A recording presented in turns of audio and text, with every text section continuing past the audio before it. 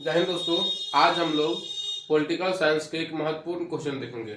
आज जो बहुत ही इंटरेस्टिंग क्वेश्चन है और जो ये समाज से भी जुड़ा हुआ है। क्वेश्चन क्या कह रहा है, शासन किसे कहते हैं और यह कितने प्रकार के होते हैं। देखिए, कोई सा भी देश होता है वहां पर किसी न किसी प्रकार का शासन चलते ही रहता है। या तो वहां के लोगों के द्वारा शासन चलता होगा, या कहने का मतलब वहां के अमीर लोगों के द्वारा शासन चलता होगा, या किसी समूह के द्वारा चलता होगा। नहीं तो वहां पर क्या होगा, एक सरकार होगा, तो सरकार के द्वारा वहां पर क्या होता है, शासन चलता है। तो सबसे पहले हम लोग देखेंगे शासन क्या है। देखिए, शासन वह प्रणाली है, मतलब वह प्रक्रिया है जिसके माध्यम से किसी क्षेत्र हो या किसी देश हो या किसी राज्य हो या समाज या इसमें देश के कार्यों का व्यवस्थित और नियंत्रित किया जाता है। जैसे देखिए, किसी भी देश में बहुत तरह के कार्य होते हैं, जैसे विकास करना, लोगों की आवश्यकताओं को पूरा करना, ठीक है, लोगों की जरूरतों को ध्यान में रखते हुए देश की विकास करना।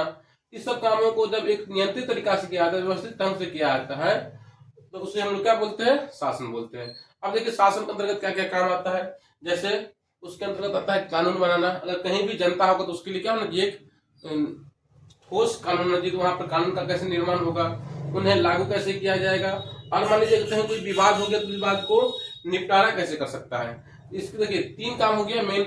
एक होता है कानून बनाना, एक होता है उन्हें लागू करना, और एक होता है उसे निपटारा करना। करने का मतलब न्याय दिलाना। ये काम सरकार के तीन अंगों के द्वारा किया जाता है। हम लोग आगे कभी पढ़ेंगे। सरकार के तीन अंग होते हैं।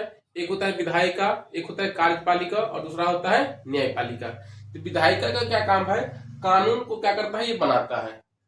कानून बना दिए, अब उसके बाद कानून मान लीजिए बन गया। अब कानून का क्या क्या होना है, देश में लागू होना है। ये लागू करने का काम करता है कार्यपालिका। और न्याय देने का काम कौन करता है, आपको न्यायालय, इसको न्यायाधीश बोला जाता है। सरकार के तीन अंग, कार्यपालिका, सॉरी विधायिका, कार्यपालिका और न्यायपालिका। अब देखेंगे मुख्य रूप से शासन को 5 भागों में बांटा गया है।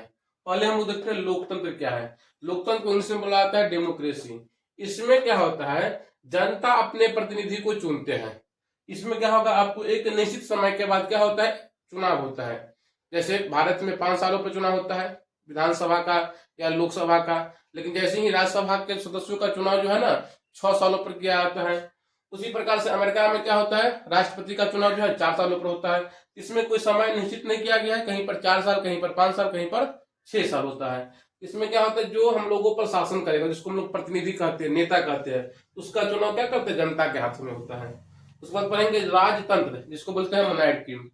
ये क्या होता है, इसमें एक राजा होता है और राजा के द्वारा क्या किया, देश पर शासन किया जाता है। इसमें सत्ता, सत्ता का मतलब क्या हो गया, शासन, राजा या रानी के पास होता है। उसके बाद है तानाशाही, जिसको बोला जाता है डिक्टेटरशिप। ये राजतंत्र हम लोग समय में पहले था, जब हमारे देश में राजा हुआ करता था।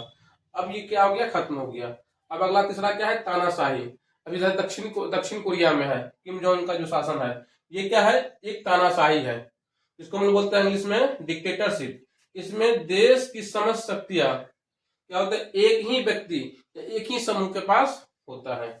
अगर देश में शासन करना है, कुछ भी करना है, वो प्रक्रिया कौन करेंगे, बस एक ही व्यक्ति करेंगे, यानी वहां का जो समूह होंगे उसके द्वारा किया जाता है।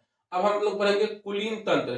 कुलीन तंत्र में क्या होता है, किसी भी शासन को जब अमीरों के द्वारा या किसी प्रभावशाली लोगों के द्वारा जब किया जाता है, मान लीजिए कोई एक ऐसा समाज है जहां पर क्या है, बहुत एक मान लीजिए कोई अमीर व्यक्ति है, और उसी व्यक्ति के द्वारा वहां के लोगों पर जब शासन किया जाता है, वहां के लोगों को नियंत्रित किया जाता है, वहां के लोगों को जरूरत पूरा किया जाता है, उसको हम लोग क्या बोलते हैं, कुलीन तंत्र, जिसको इंग्लिश में बुलाता है ओलिगार्ची।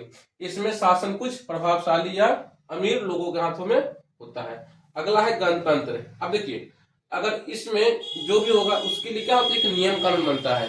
नियम कानून किसमें लिखा हुआ है, संविधान में। जिस देश में क्या होता है, संविधान लागू होता है, उसी को हम लोग क्या बोलते हैं, गणतंत्र बोलते हैं।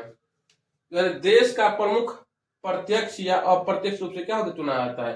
अगर मान लीजिए देश के में राष्ट्रपति का चुनाव करना है, मुख्यमंत्री का चुनाव करना है, प्रधानमंत्री का चुनाव करना है, इसके लिए जब इलेक्शन होगा, लेकिन इलेक्शन कैसे होगा, या तो डायरेक्ट होगा, नहीं तो इनडायरेक्ट रूप से होगा। और ये इसमें कौन किसके द्वारा क्या कहते हैं, वोटिंग होगा, वो जनता के द्वारा। इसको क्या बोला जाता है, रिपब्लिक बोला जाता है। भारत जो है क्या बोलते हैं हम लोग, लोकतांत्रिक गणराज्यात्मक गणतंत्रात्मक क्या है, एक देश है। तो भारत में लोकतंत्र भी है और गणराज्य भी है। इसमें क्या होता है, इलेक्शन भी होता है, और इसमें इलेक्शन में जो नेता खड़ा होते हैं, प्रतिनिधि खड़ा होते हैं, उसका चुनाव कौन करते हैं?